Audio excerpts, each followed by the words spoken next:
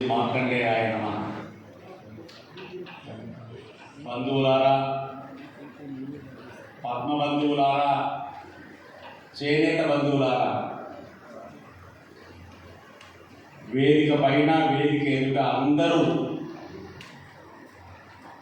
ఈనాడు ఉగాది పండగ జరుపుకోవడం కోసం మనం కూర్చున్నాం. తెలంగాణ చేనేత ఐక్య వేదిక నిర్మాత నా సోదరులు వీరమోహన్ గారు,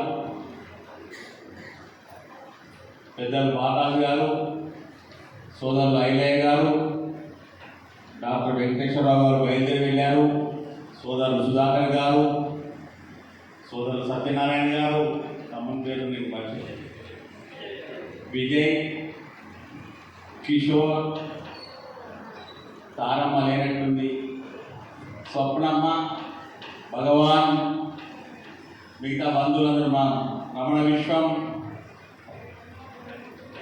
పేరు పేరున వేదిక పైన వేదిక ఎదుట పేరు పేరున అందరినీ తలవరించినట్టే నమస్కరిస్తా ఉన్నాను మీ అందరికీ. శ్రీ విశ్వాసు నూతన వత్సర శుభకామన వ్యక్తం చేస్తా ఉన్నాను. మా వీరమోహన్ అన్న క్యాలెండరే దీన్ని ఆవిష్కరించాలంటే 5 నిమిషాల కార్యక్రమం అవుతున్నాం. కానీ ఇది సార్థకమైన గోష్ఠి, అవసరమైనటువంటి సింహావలోకనమే. చింత లేదు, ఆలస్యం ఇబ్బందికరమేం కాదు. మొదట ఈ కాలమాని గురించి ఒక మాట చెప్తాను. జనవరి నుంచి ఆరంభమయ్యేది రోమన్ క్యాలెండర్. మనది ప్రధానంగా చాలా మేరకు దక్షిణాదిలో కన్నడ, తెలుగు ప్రాంతాల్లో ఉన్నటువంటి చాంద్రమాన కాలమాని, ఒరిస్సా లాంటి ప్రాంతాల్లో సౌరమాన కాలమాని ఉంటుంది, సంక్రమణంతో, సూర్య సంక్రమణంతో. ఉత్తరాదిలో పౌర్ణమితో ఆరంభమయ్యేటువంటి విక్రమ సంహిత ఉంటుంది. ఈ రీతిలో ఈ చాంద్రమాన క్రమంలో ఈ కాలమానిని మనం అనుసరించేటువంటి శుభాశుభ అవసరాల మేరకు ఉపయోగించేటువంటి రీతిలో ఇది పంచాంగానికే పరిమితమైనటువంటి ఈ కాలమాని ఈ మధ్యకాలంలో అక్కడక్కడ కొంతమంది చైతన్యవంతులు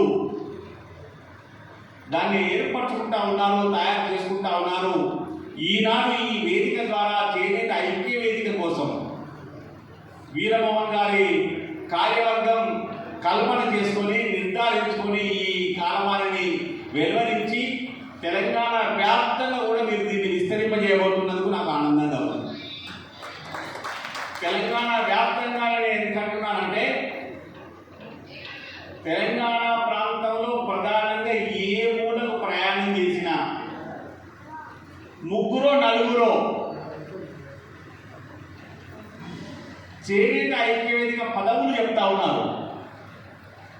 మేము ఫలానా బాధ్యతతో చేనేత ఐక్యవేదికలో మేము బాధ్యత వహిస్తూ ఉన్నామని నాకు ముచ్చటిస్తూ ఉన్నాం.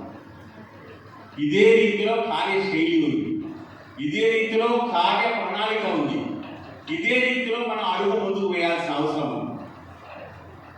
కుల సంఘం వేరు, వృత్తిపరమైనటువంటి సమస్యల పరిష్కారం కోసం ఉండేటువంటి వేదిక వేరు.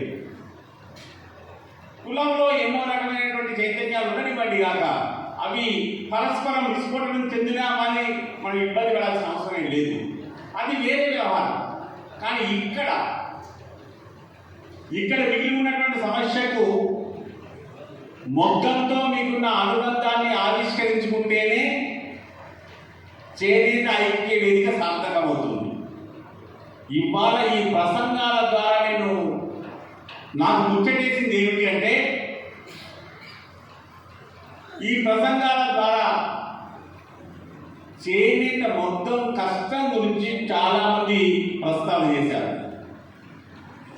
చేనేత సామాజిక వర్గం బలహీన వర్గం కాబట్టి, వెనుకబడిన తరగతిలో ఉన్నటువంటిది కాబట్టి, వెనుకబడిన తరగతిలో ఉన్నటువంటి మిగతా కులాలతో మన సౌజన్యం ఒక రాజకీయ శక్తిగా, ఒక రాజకీయ మూలకంగా, ఒక రాజకీయ ఓటుగా, ఒక రాజకీయ మాటగా మారగలిగితేనే ఈనాడు ఉన్నటువంటి ఎత్తుగడలలో మనం మనగలుగుతాము అనేటువంటి వాస్తవాన్ని మనం లోతుగా ఆలోచించుకోవడానికి ఈ సందర్భం ఏర్పడింది. ఇవన్నీ ప్రసంగాలు నేను శ్రద్ధగా వినడానికి ఆస్కారం కలిగింది. నాదైన విద్యుత్ ధర్మాన్ని ఎవరు అడిగినా అడగకపోయినా నాకున్నటువంటి పలు పాత్రలలో గత కొన్ని దశాబ్దాలుగా నా వంతు భూమికను నేను నిర్వర్తించడానికి ఆ మార్కండేయుని కృపాకటాక్షం నాకు అందుతా ఉంది. నేను చేస్తూనే ఉంటాను. బహుళ సమాజానికి, విస్తారమైన సమాజానికి, రాష్ట్ర సమాజానికి, దేశ సమాజానికి ఎక్కడెక్కడ ఏ రకమైన భూమికలు నిర్వర్తించడానికి ఆస్కారం కలిగిందో ఆ రీతిలో చేయడానికి నేను ఎప్పుడు విద్యుత్ ధర్మంతో ముందడుగు వేయడానికి ఎప్పుడు సన్నద్ధంగానే ఉన్నాను, అడుగు వేస్తూనే ఉన్నాను.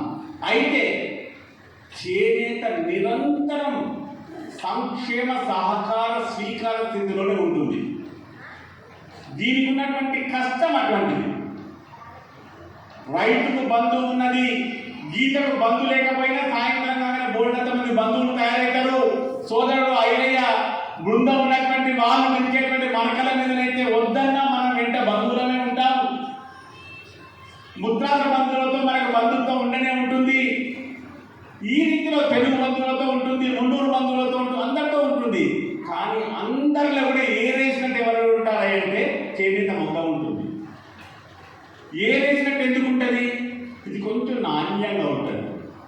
మనం కొంచెం నాజుగ్గా బట్టలు వేసుకుంటాం, మనం కొంచెం నాజుగ్గా బొట్లు పెట్టుకుంటాం, మనం కొంచెం నాజుగ్గా మాటలు మాట్లాడతాం, మనకు శాస్త్రం ఎక్కువ తెలుసు. కానీ దీంతో పాటు వారితో మమేకం కాలేకపోతే ముందున్నటువంటి కష్టాలు మామూలు కావు. ఇవాళ ఒక మొగ్గానికి తోడు ఇద్దరిని పెట్టాలా, ఒక్కరిని పెట్టాలి అనేటువంటి దిశలో ఆలోచన జరుగుతూ ఉందంటే నాకు జుట్స కలుగుతూ ఉంది. అది ధూపదీక్ష పథకం. అది దాని మీద మీ సర్కారీ పెత్తనం కోసం ఇంత పెద్ద ఆజమాయిషీ, సమీక్ష, పర్యవేక్షణ తప్పు. అది న్యాయమైంది కానే కాదు. ఎందుకు న్యాయమైంది కాదు అంటే కరోనా సమయంలో విపత్కర పరిస్థితుల్లో చేనేత గుంటం ఆగిపోయి అల్లకల్లోలంగా ఉన్నటువంటి చేనేత కార్మికులను వెంటనే ఆదుకోవడానికి దారి ఏదున్నది అంటే ఈ ధూపదీక్షే కార్యక్రమం మాత్రమే, పథకం మాత్రమే, స్క్రిప్ట్ ఫండ్ మాత్రమే ఉన్నది అని ఆలోచనకు వచ్చిన తర్వాత గత ప్రభుత్వానికి ఒక నోటి మాటగా 2 ఉపన్యాసాలు 2 సభలలో నేను సూచన చేశాను. ఇది కాదు, న్యాయం కాదు నాయన. అప్పటికి నేను సంగీతంగా కూడా లేను. న్యాయం కాదు నాయన, కొంచెం ఈ రకంగా ఆలోచన చేయండి అని చెప్తే వెంటనే పాలకులు స్పందించి కొత్త గొప్ప తృణమో పనమో మన చేనేత కార్మికులను ఆదుకునే ప్రయత్నం జరిగింది. ఇవాళ ఖచ్చితంగా పట్టు నేత జరిగే ఉన్న మొగ్గం వెంట ప్రధానమైనటువంటి నేత కార్మికుడు ఒకటి ఉంటే అది తాను కళాత్మకమైన కార్మికుడు, తన వెంట హీనపక్ష నలుగురి పని ఉంటుంది. ఇద్దరు నికాసుగా వెంటనే ఉండాలి. ఇలాంటి దూరదృష్టితో సౌజన్యంతో జరగాల్సిన ప్రయత్నాలు ఉన్నాయి. అది ఇక్కడ ఈ వేదిక మీద చర్చించాల్సిన అవసరం వెంటనే లేకపోయినా చెప్పాల్సిన విషయాలను మీరు చెప్పినారు, నేను శ్రద్ధగా విన్నా. నేను దీనికి జవాబు చెప్పేసిన ప్రయత్నం ఇప్పుడు అవసరం లేదు. నేను చేసే ప్రయత్నాలు నేను చేస్తూనే ఉంటాను. నిన్నగాక మొన్న ఏదో కొన్ని కోట్ల రూపాయలతోటి రుణమాఫీ చేయబోతున్నాము అని, అది 6 నెలలుగా ఏర్పడినటువంటి వాగ్దానం. ఆ వాగ్దానాన్ని కార్యరూపం వెంటనే అక్కడికి వచ్చి ఉపన్యాసం చేసి ఆయన ముఖ్యమంత్రి తన కార్యాలయాన్ని చేరే లోపే దాన్ని ఒక ఆదేశంగా మార్చాడు. చాలా సంతోషం. అంత చైతన్యంతో ప్రభుత్వం పనిచేస్తున్నందుకు మా ఆనందం. ఆ వితరణ కూడా అదే రీతిలో ఉండాలి. అదే రీతిలో సాగినప్పుడు ఇక సహకార సంఘాలు చేనేత సంఘాలకి, మరణిత సంఘాలకి ఒక రకమైనటువంటి చైతన్య దీపికలు. దాని ద్వారా మనల్ని మనం పరిశీలించుకోవడానికి, మనల్ని మనం ఒకసారి నాయకత్వాల గురించి అంచనా వేసుకోవడానికి ఆస్కారం కలిగేటువంటిది. దాని పట్ల రాష్ట్ర ప్రభుత్వం యొక్క ఉద్దేశం ఏమిటో ఒకసారి తేటతెల్లం చేస్తే మంచిది. పుష్కర కాలమైంది అన్యాయంగా ఏ రకమైనటువంటి ఎన్నిక లేకుండా గత ప్రభుత్వం ఈ పాప మూట కట్టుకున్నది. నేను నింద కూడా చేసినాను వారికి. ఈ రకంగా మీరు ఆది పెట్టడం అనేటువంటి మీకు వచ్చిన ప్రయోజనం లేదు సరిగదా, ఒక నింద మూట కట్టుకున్నారయ్యా నేను ప్రస్తావన కూడా చేయడం జరిగింది. ఇవాళ కొత్త ప్రభుత్వం ఏర్పడి 7 అర్థం దాటింది. ఇక మామంటే ఇంకా మిగిలినటువంటిది మధ్యలో 3 సంవత్సరాలు తర్వాత మిగతా 6 నెలల పాటు ఎన్నికల ప్రచారం వ్యవధి. ఇంకెప్పుడు మనం ఇలాంటి చిన్న విషయాలపై దృష్టి కేంద్రీకరించి తక్షణం స్పందించేటువంటి. అంత మాత్రమే కాకుండా చేనేత మొగ్గం ఎప్పుడు కష్టంలోనే ఉంటుంది. నిన్నగా మొన్న సోనియా గాంధీ గారు రాజ్యసభలో, ఆమె ఇప్పుడు ప్రస్తుతం వర్తమానంలో పార్లమెంట్లో రాజ్యసభలో సభ్యురాలుగా ఉన్నారు. ఆమెకు మొదటి నుంచి కూడా గ్రామీణ ఉపాధి హామీ కార్యక్రమం అంటే ఎంతో ప్రీతి అనుబంధం. ఆమె దగ్గర నుండి దాన్ని శాసనంగా మార్చి కోట్లాది మందికి దినవారీ ఉపాధి లభించేటువంటి రీతిలో ఒక విప్లవాత్మకమైన మార్పుకు నాంది పలికినటువంటి కార్యాచరణ కలిగిన వ్యక్తి కాబట్టి ఆమె తన ఉపన్యాసంలో ఒక ప్రస్తావన చేసినారు. ఈనాటి అంచనాల ప్రకారం రోజువారీగా కార్మికుడికి, గ్రామీణ కూలీకి 400 రూపాయలు ఇవ్వాలి, 150 రోజుల్లో 10 దినాలు ఇవ్వాలి అని. నేను మొదటి నుంచి అది చట్టం ఏర్పడినప్పటి నుంచి నా పోరాటం కొనసాగుతూనే ఉన్నది. అప్పటి కాంగ్రెస్ ప్రభుత్వం చేయలేకపోయింది. దాని తర్వాత వచ్చినటువంటి ప్రభుత్వానికి విన్నపం చేస్తే నితిన్ గడ్కరీ గారు ఆ శాఖ మంత్రిగా, గ్రామీణాభివృద్ధి శాఖ మంత్రిగా ఉన్నప్పుడు కొన్ని కదలికలు తీసుకొచ్చినారు. నా సూచనలు, ఆలోచనలు విన్న వెంటనే. కానీ దానికి అనేక ఆటంకాలు ఉన్నాయి. ఈనాటికి కూడా నేను మొదటి నుంచి కూడా నేను వాదిస్తున్నది ఏమిటి అంటే, చేనేత కార్మికులు కళాకారులు, చేనేత కార్మికులు కార్మికులు, చేనేత కార్మికులు భూమి లేని వారు. ప్రధానంగా వారికి భూమి ఉండదు కాబట్టి వారికి ఇవ్వాల్సినటువంటి సంవత్సరంలో 100 రోజులు ఈ గ్రామీణ ఉపాధి హామీ హక్కు ప్రకారంగా 100 రోజుల 10 దినాల వేతనం ఇవ్వండి. 200 రోజులు వారు పని చేసుకోగలుగుతారు. 100 రోజులు ఈ రకంగా ప్రభుత్వ పరంగా వచ్చేటువంటి సొమ్ముతో వారి కుటుంబ జీవన ప్రమాణ స్థాయి స్థిరమవుతుంది అని ఈనాటి కూడా జరగలేదు. ఈనాటి కానీ నితిన్ గడ్కరీ గారి వైపు సూచన వచ్చింది. భూమి లేని కార్మికుడిగా, భూమి లేని పేదగా నిర్ధారించి చేద్దాము అనేటువంటి ఆలోచన. వారు చెప్పినటువంటి మేము గ్రామీణ ఉపాధి హామీ కార్యక్రమంలో దానికి కావాల్సినటువంటి కార్డు తీసుకోవడం ద్వారా దాని ద్వారా పొందేటువంటి లబ్ధిని పొందడానికి సిద్ధంగా ఉన్నాము అని చెప్పి చేనేత కార్మికుడు ప్రకటించుకునేటువంటి విధంగా అడుగులు వేపిద్దామని. దాని తర్వాత ఆగిపోయింది. ఈ రీతిలో అనేక చిక్కులు ఉన్నాయి. వాటిని సాధించుకుంటూ పోదాం. కొన్ని వనరులు ఉన్నాయి. కేంద్ర ప్రభుత్వం నుంచి, రాష్ట్ర ప్రభుత్వం నుంచి కూడా కొన్ని రకాల సహకారాలు ఉన్నాయి. వీటన్నింటినీ కూడా మొగ్గం దాకా తీసుకుపోయేటువంటి, మొగ్గం పైన ఉన్నటువంటి కార్మికుని చేనేత కుటుంబానికి అండగా నిలిచేటువంటి గురుతరమైన బాధ్యత మీ పైన దినదిన ప్రవర్ధమానం అవుతా ఉంది. ఇప్పటిదాకా నిర్మాణం సాగింది వీరమోహన్. ఇక ముందు నుంచి మీరు చేయాల్సినటువంటి కార్యాచరణ పదండి, సాగిపోదాం ముందుకు. ఈ దిశలో ఎటువంటి పునరుత్నాలు వచ్చినా అందరూ అరమరికలు లేకుండా కలివిడిగా ఉండండి. కుల సంఘాల పోరాటం సాగనివ్వండి. ఏ రీతిలో సాగుతుందో, బాగా సొమ్ములు ఖర్చు పెట్టడానికి సాయంత్రం ఏం చేస్తే సాధ్యమవుతుందో మన సుధాకర్ ఇప్పటిదాకా చెప్పినాడు.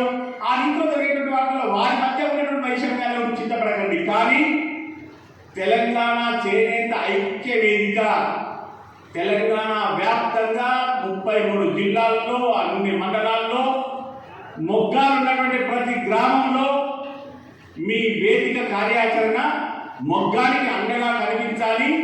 అంత మేరకు మీరు చేసే కృషికి నా అండ కూడా ఉంటుంది అని మనవి చేస్తూ మరోసారి మీ అందరికీ ఈ విశ్వాస నామ సంవత్సరం తప్పనిసరిగా దిగ్విజయాన్ని ఇస్తుంది. ఎందుకు అంటే ఏ సంవత్సరానికైనా చాంద్రమానం ప్రకారంగా సూర్యుడు అధిపతి అయితే, ఆ వత్సరాధిపతి ఆ పాలకుడు అయితే ప్రజలందరికీ కూడా క్షేమం, రక్షణ, భద్రత అందుతుంది. ప్రతి ఒక్కరి క్షేమం, ప్రతి ఒక్కరికి ఏ రకమైన తారతమ్యం లేకుండా అందేటువంటి ఏమిటి అంటే వెలుగు నీడలే, చీకటి వెలుతురే, చంద్రుడు సూర్యుడే.